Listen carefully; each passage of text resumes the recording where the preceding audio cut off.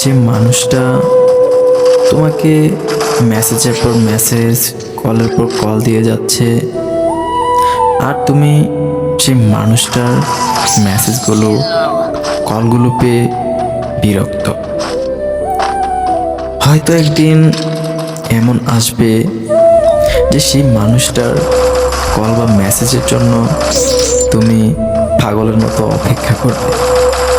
হয়তো সেদিন সেই মানুষটা তোমার অবহেলা পেতে পেতে অনেকটা দূরে চলে যাবে। তখন হয়তো তোমার হাজারো কান্না তাকে আর তোমার কাছে ফিরিয়ে আনতে পারবে। আমরা মানুষগুলোই এমন, আমাদের কাছে যখন যেটা থাকবে তখন সেটার সঠিক মূল্যায়ন আমরা করতে পারি না।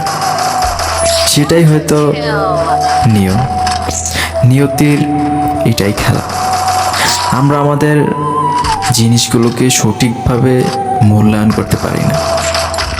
যখন হারিয়ে ফেলি তখনই সেই জিনিসটার মূল্য বুঝতে পারি। আমরা মানুষগুলো এমনই অদ্ভুত।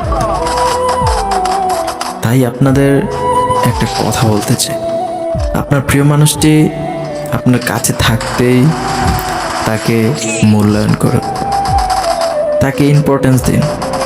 না হলে তাকে হারিয়ে ফেললে আর কখনোই ফিরে পাবেন না। আর যদি কখনো পেয়েও যান, আগের মতো সেই অনুভূতিগুলো কাজ করবেন। তাই আপনার প্রিয় মানুষটি থাকতেই তাকে গুরুত্ব দিন।